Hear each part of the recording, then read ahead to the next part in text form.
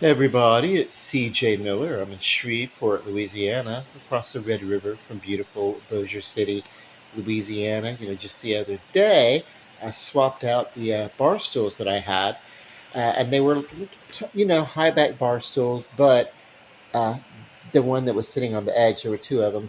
The back, uh, what do you call it, the brace between the two legs was broken, and that, it kind of drove me nuts, but they were like, temporary until I could get some bar stools that I was happy with, and I like these. And they're matching the flooring, and I'm going to show you something else.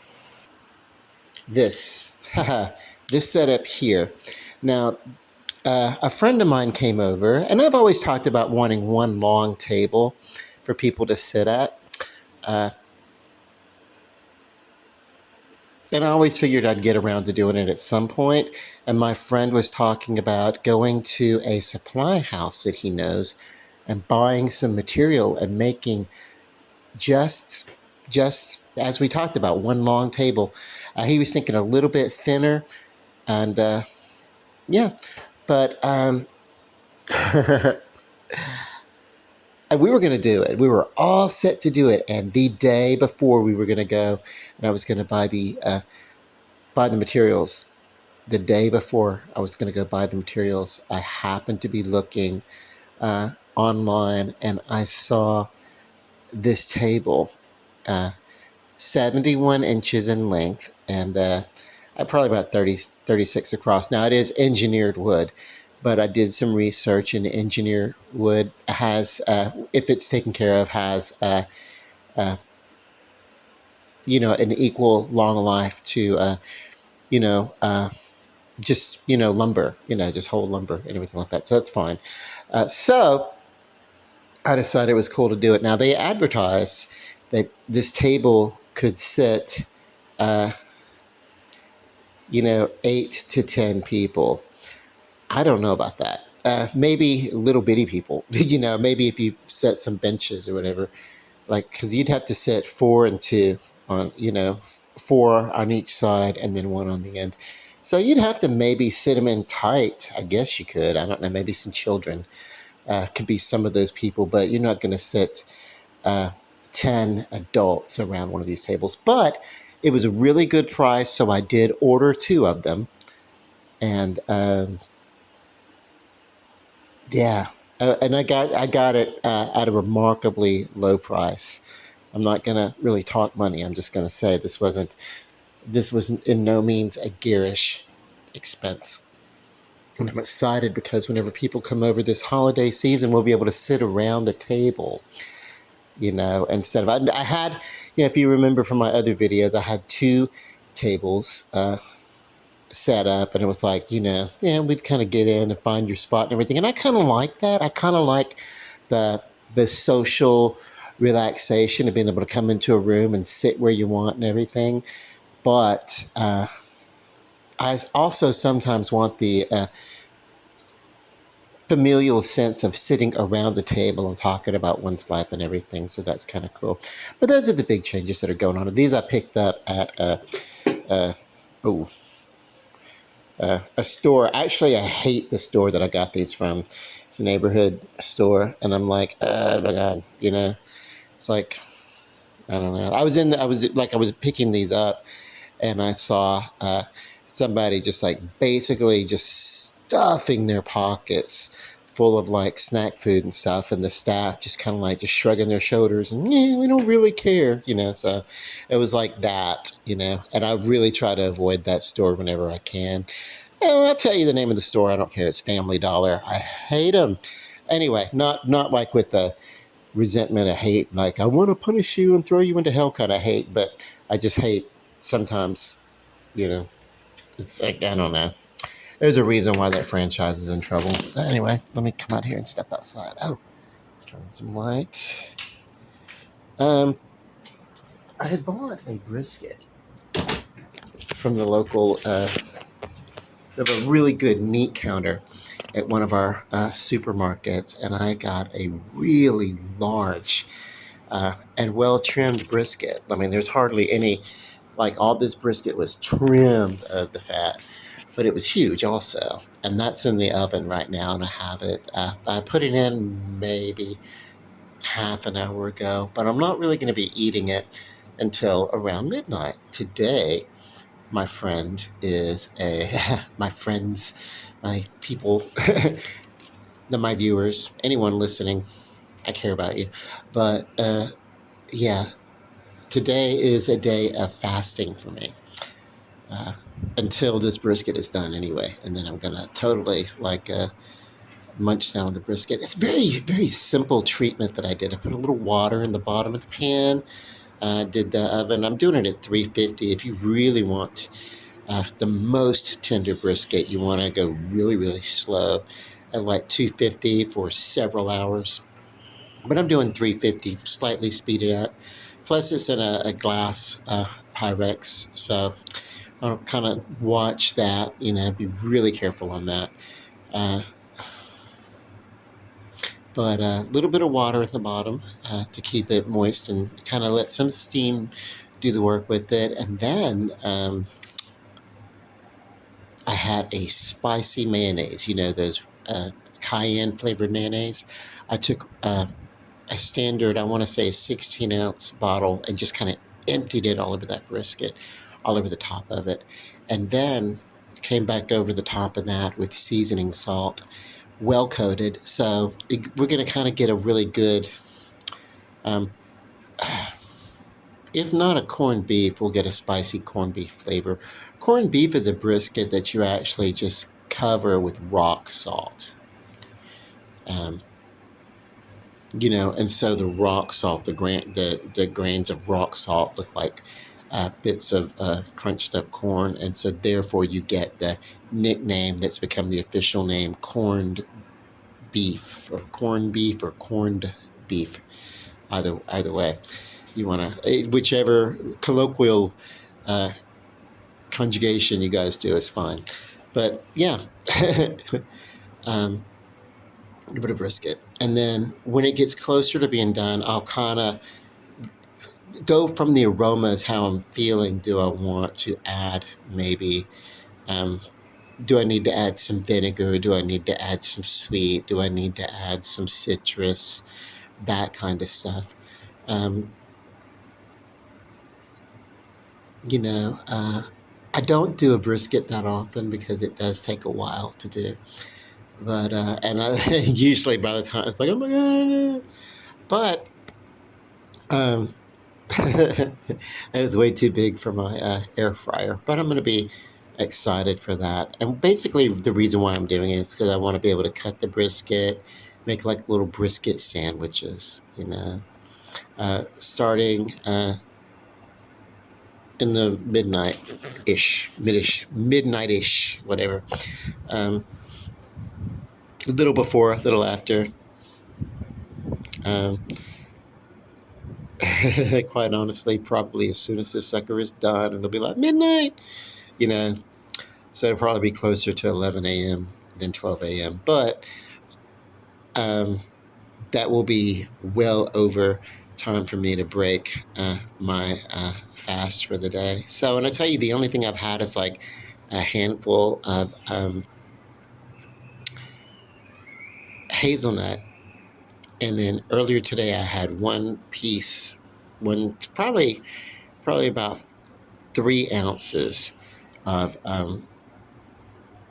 lean chicken breast, and that's,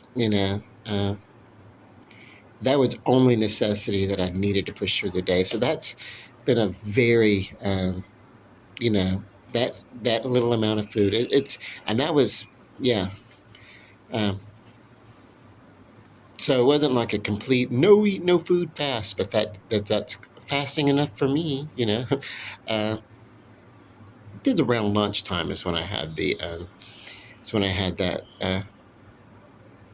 chicken breast, and then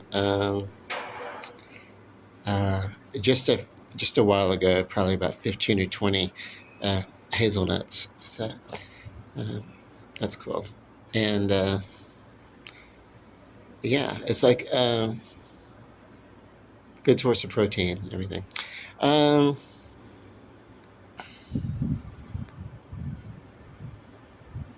Okay. So, not too much is going on. I'm just having a mellow day. I just realized I've not done like a YouTube video in a little bit. Uh, so I felt like doing that just to reach out and touch base with things, you know. I know that a friend of mine, the friend that suggested, well, I was talking about the kind of elongating the table and kind of getting a singular table anyway. This is two tables, and they have drawers at each end that underneath the table for like additional storage, and then there's a shelf underneath the table that you know. And it would be great for like a small space, small apartment for lack of, you know, when you need more storage, you actually can keep your dishware on the racks underneath this table and some cutlery and silverware in the drawers, you know. But I'm thinking of storing like, you know, oh, maybe some, you know, board games or card games or something like that. I don't know. We'll see.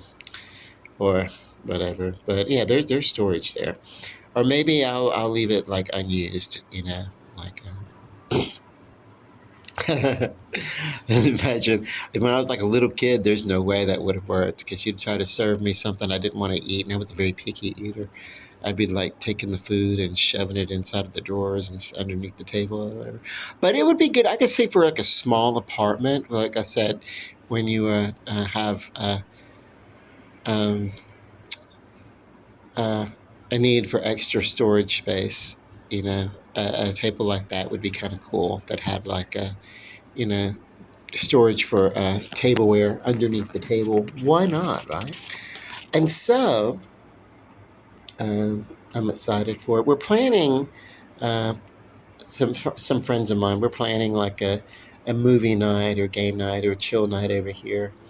Um, and right now I've got enough dining chairs to seat around 10 people. There's 10 people. I probably could go um, you know, probably four more people if I get four more chairs that kind of somewhat balance out what's in here already. But I don't. When people come over and visit, I don't want them like to be crowded all up on each other. You know, I hate that. I love my personal space, and I don't like sitting shoulder to shoulder with people. You know, I'm not digging that at all. Um, but I do have those. You notice on one, you know, I've got those uh, gray sofas, and quite easily, if the crowd got bigger than expected, I could take some chairs, move them to the other side, and then bring over one or both of those gray sofas, which would be uh, great. Uh, really wonderful for seating one side of those tables. So that's like if I have some overflow or something like that, that's kind of cool. But yeah, the room. My friend also, in this particular apartment, the how it's sitting, you know, that one window that's inside, it's slightly offset in the room. It just has to do with the architecture, the creative uh, balance of the architecture. Uh, the outside needs to look somewhat symmetrical so that the uh, inside sometimes in that particular room looks somewhat asymmetrical. I like it. I think it's artistic, but it drives my friend. He hasn't really said so, but I can tell when he mentions it, it's like drives him nuts. It's like, oh my god, you know, like he's talked about it so much. The window not being perfectly centered and trying to visually center. And it's like, you know, when I'm sitting on my sofa, uh, looking at the TV, from my field of vision and everything, uh, there is a corridor of perfect symmetry because I have my TV coming out at sort of an angle, and whenever I want to watch TV and kind of like recline back in the chair and everything, it's like, you know, basically there is symmetry to the line of field to the field to my field of vision, even if the room is slightly asymmetrical, and I love things. I love asymmetry anyway. As a uh, one of my first loves was cosmetology. You know, at first, the very first thing I ever fell in love with, the very first thing that I identified with um, was, oh, I'm a writer. I write. That's what I did. And so that was like a little boy. I mean, I wrote poems and stories and everything like that. I've talked about that before. But when I was an adult, the thing that really clicked, the thing that made, and it's a type of art. It's another type of art. Writing is one type of art, uh, and cosmetology is another type of art. But that was the other thing that just kind of like, just, oh wow, this is what I am. I'm a cosmetologist. I loved the science behind it. I loved the geometry behind it. I loved the chemistry behind it, and I loved the skill set, working with the hands and everything behind it. And from a dyslexic person, uh, it was interesting because I am left-handed, but I think dyslexically. And while people were trying to teach me how to work left-handed, it's like, no, I cut right-handed, and I think and I perceive these things in the same way that the right-handed person does. Because don't get me wrong, it's weird. It's like I'm left-handed, but not in all things. So that's kind of cool. Oh, I've been pretty active at hitting my gym. I got down to the weight that I wanted to get down to, uh, which then meant that it was okay for me to, and it just kind of, it wasn't a planned thing. It was like I got down to the weight that I wanted to lose, uh, my goal weight, and then um, what happened after that was my friend had moved over into Highland. It's at the neighborhood just beyond downtown. There's an area called Stoner Hill that kind of is on the edge. It's like one edge of downtown, and then the other edge of it is Highland. Uh, it's Stoner Avenue. Stoner Avenue, they call that little area, they call that Stoner Hill, but mostly it's two. It's split in two halves. One half is downtown, and the other half is Highland, right? And so my friend moved to the other side of Highland, the neighborhood just technically just on the other side of downtown, very close, very close. And we go to the same gym, and so we've been able to go to the gym quite frequently. And with him, I started doing flexibility, strength training, and everything. And wow, it's great to have someone or even a small group of people that you work out with, because even if you have different body types and different fitness goals, you learn what each other's goals are, and then you kind of push each other towards the goals. uh, and we're good for that. Like we get there, we maybe do it's a Planet Fitness, so we maybe do like a waterbed massage just to loosen up and everything, and then we really motivate and push each other. And it's like, and we help each other keep count too, like how many reps is that in the set and everything like that. And we just, so yeah. Yeah, we're gonna up it. Next time we go, we decided to increase um, our reps per set. Typically we do 10 reps, and then 3 sets of those reps, and we do really well with each other now, and motivating each other. But we decided, hey, why don't we just go ahead? Because we've gotten to a point where at first we were like, oh my God, and it's a strain or a stress. But then we sort of gotten to the place where we're going to maybe throw in a couple of extra reps just for bonuses, just for da, da, da. So since we're doing that, it's like, okay, well, let's just challenge ourselves. Let's just go ahead and take the number of our reps uh, per set and just increase it to 15. So we're going from 10 to 15. We're still going to stick with 3 reps each on that's each one of the exercises that we do. So that's kind of cool. So I'm excited for that. I'm excited for that because he's got like a great core and a great chest and great arms and everything. And um, while I'm a smaller guy and I'm pretty slender, for my age and everything like that, I really want to focus on chest. I really kind of want to, work on chest development, get some, and I'm happy with where I am and the progress. But each person has different goals, and what we do is we each support each other in those goals. So it's great to have that. And sometimes his daughter comes, and sometimes his daughter's boyfriend comes, and whatever. It's just a really cool to have that little community, that little fitness community. It's great. It's like when it sometimes feels good to go to a church um, of your peers, of your spiritual understanding, so you all can support each other in that goal. Well, this is like that also. It's great to have a little group of people that you know and trust and support who feel good about fitness goals and who you can talk about these things with. Hey, you know what? I'm feeling, maybe I'd like to um, really work. 'Cause I love working legs. I don't know why.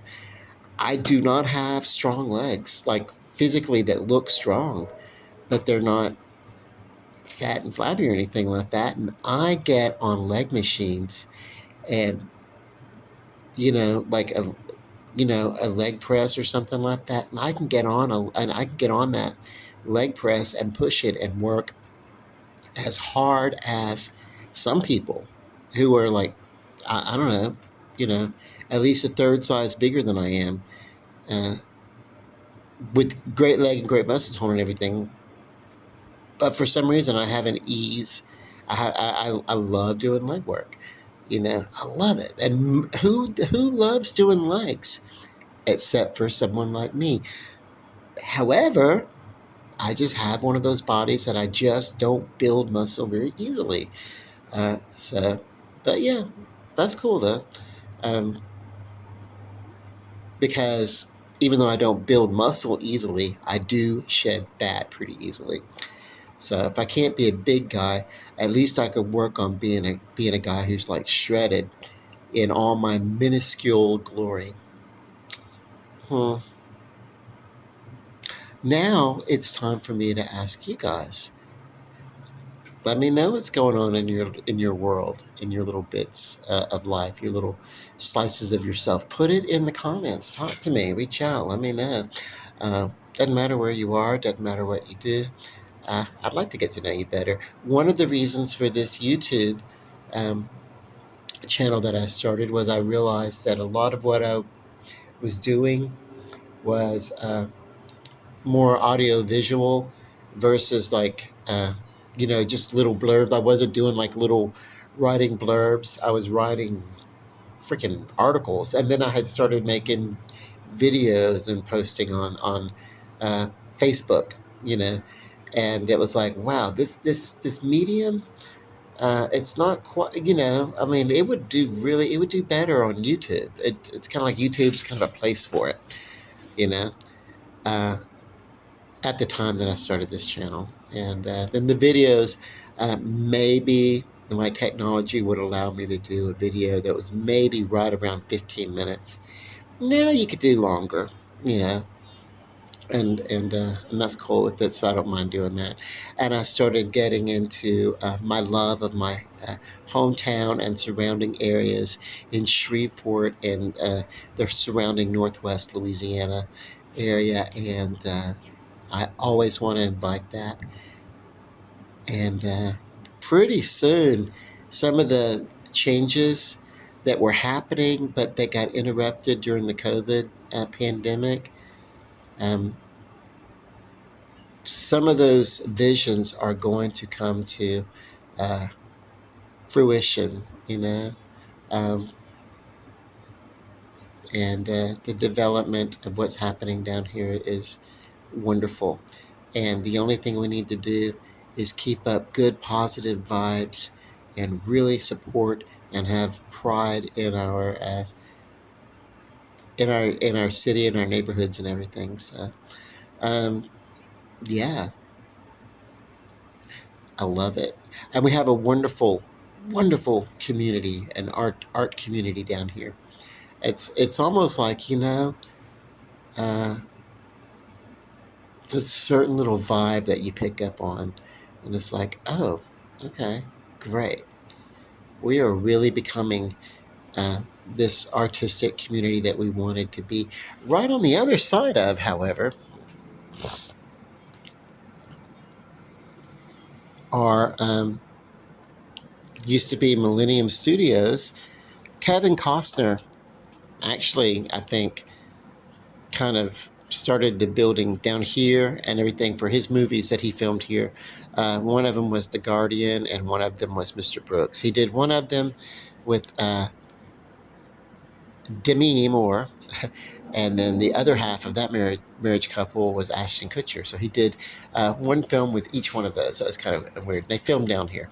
The Guardian with Ashton and Mr. Brooks uh, and Demi Moore. And their paths hardly ever crossed in that movie, by the way. So if you haven't seen it by now, it's all right. It was. I haven't seen The Guardian, but I've seen Mr. Brooks, and it was like, yeah, wow, how many tropes can you put into one movie? It's a lot. um, but I think I just figured out the next movie I'm going to show my friend when he's over here and we're kicking. We want to see a movie. It's like, what could we do? What movie? I gotta find it. The other day I went looking for a certain movie. What was it? Oh, the original Fame. And why couldn't I see that movie? It was like I couldn't find it on any streaming anywhere.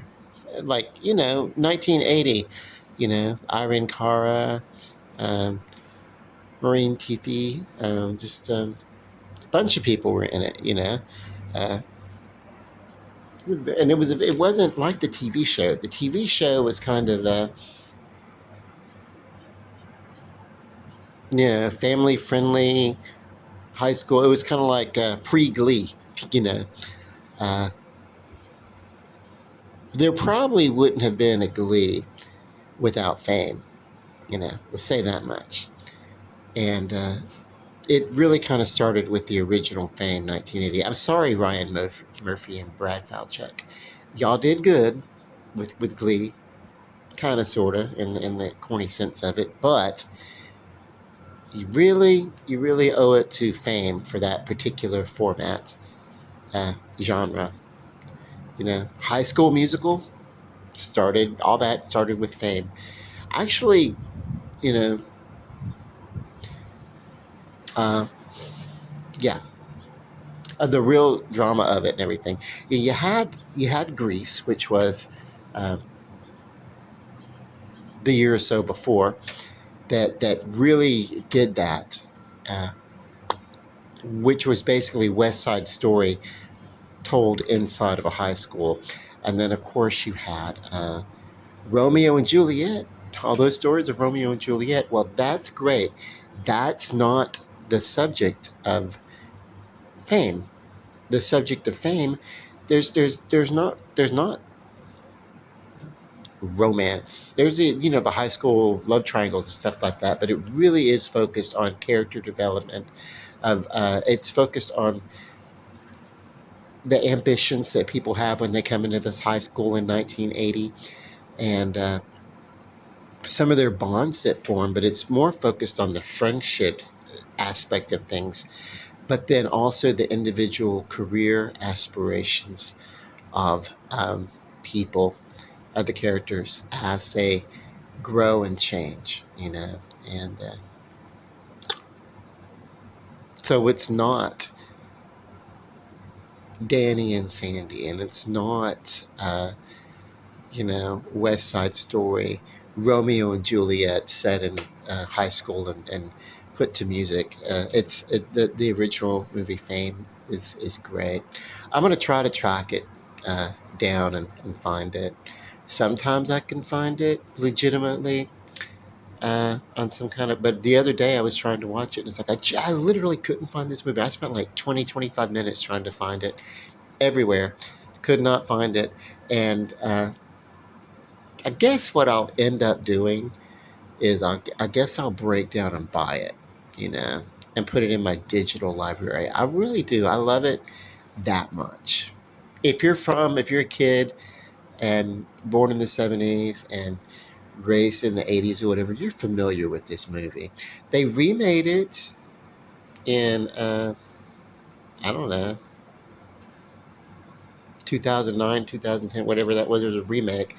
And the remake, by comparison, um, oh, it sucks. It's not a bad movie, but it doesn't follow the academic career uh, through 4 years of um, the Performing Arts High School in New York. And it was, when that movie came out, every kid in America wanted that experience, you know? And then, with something else. Then after that, I had a love of theater. I always wanted to be an actor anyway. Who doesn't, right? Um, in 1980s, Shreveport, uh, the theater, local theater, they were more about who's going to do who's a favor, and you know what I mean. It's like if you were like a poor little kid, you really weren't going to get cast. And so I'd go on all these auditions and everything, and it's like I don't know, I don't know. Uh, I even went on a couple of movie auditions. We had a father and son producer, Jim McCullough and Jim McCullough Jr. I can't work out. Yeah. So the big claim to fame on that one is a movie called Where the Red Fern Grows. Okay. So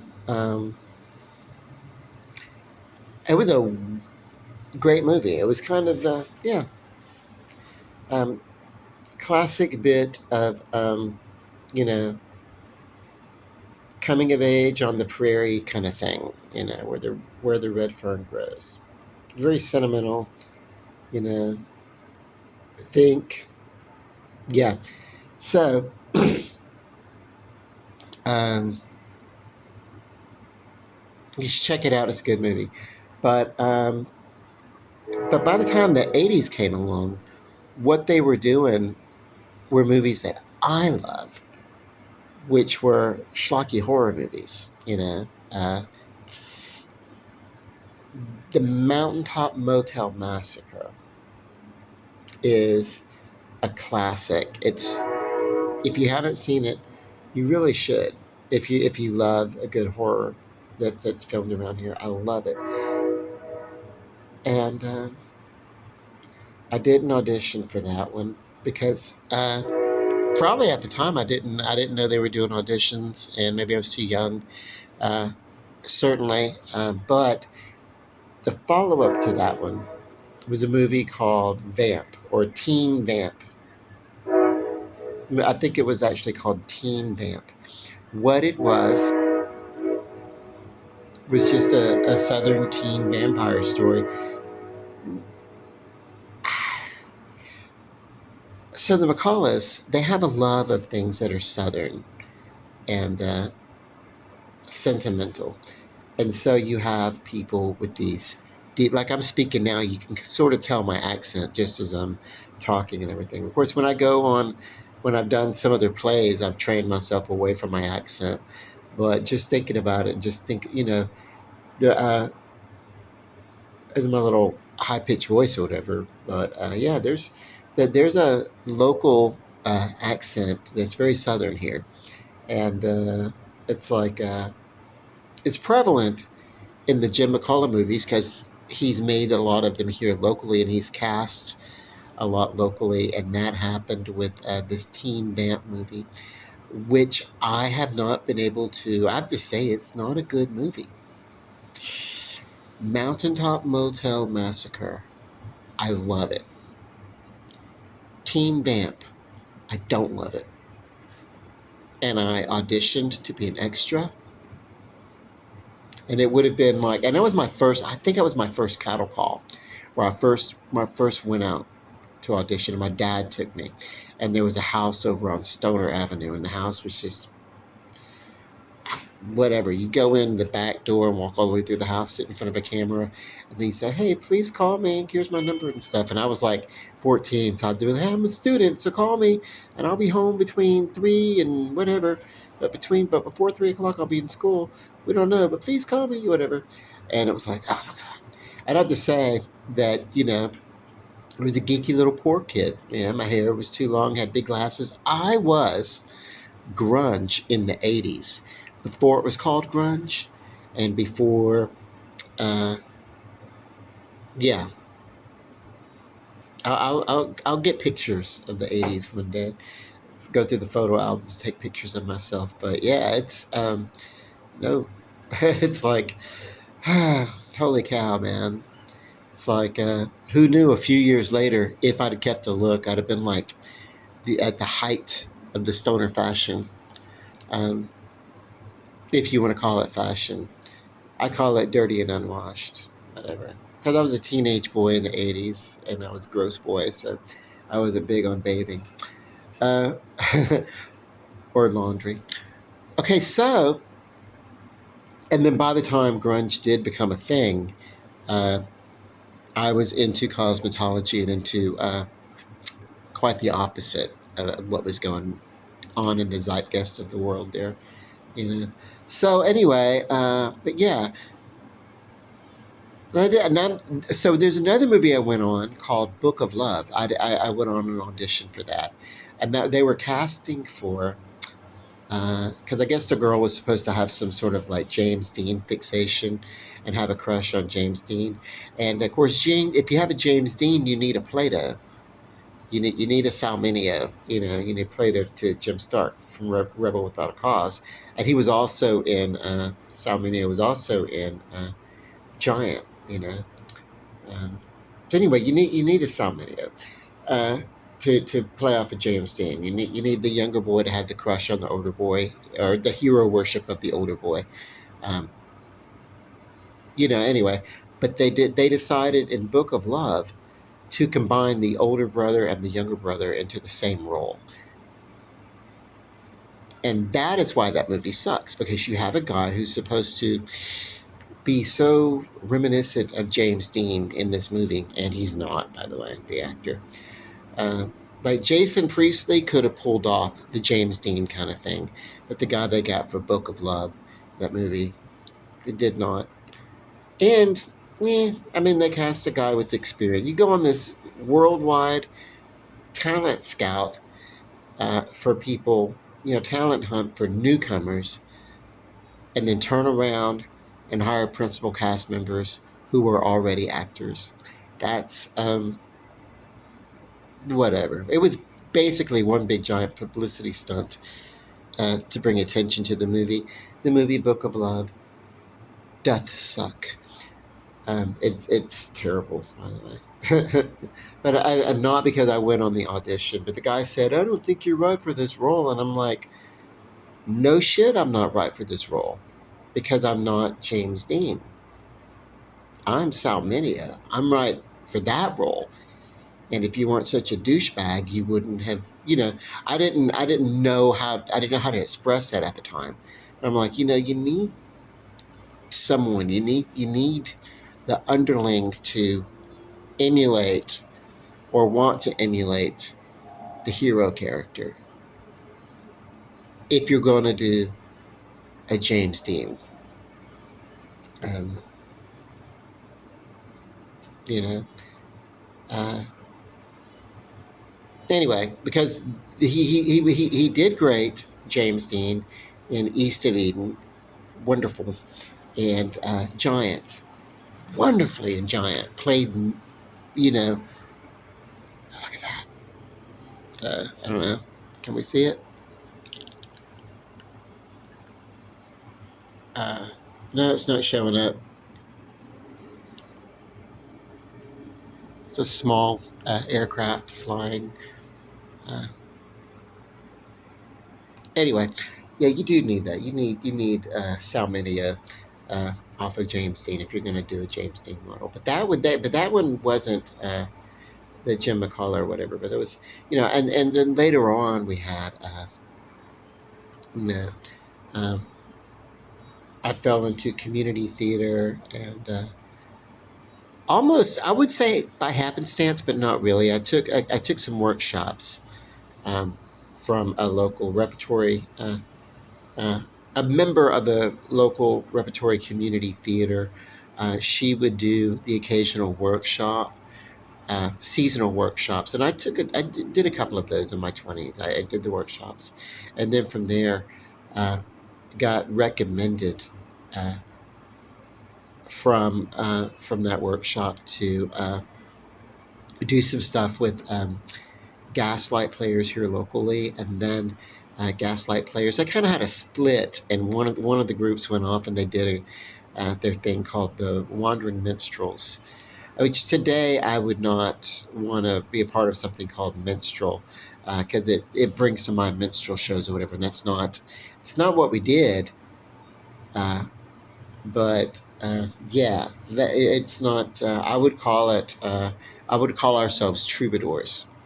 Um, you know, the trudging troubadours or something like that. I don't know. Uh, I would go with that. But we wanted the guy was like very Renaissance, and most people when they think medieval, when they think Renaissance, they're not really thinking Renaissance. They're not really thinking art and discovery. They're really thinking pre-Renaissance. All the knights and the stuff that happened, the knights battling knights and King Arthur and all that kind of that's medieval, which is not the same as the Renaissance. The Renaissance comes after medieval, but where you go to the Renaissance fair? No, you're not going to a Renaissance fair. You're going to a medieval fair. Pick up a history book. Learn some lessons. But hey, whatever. Um,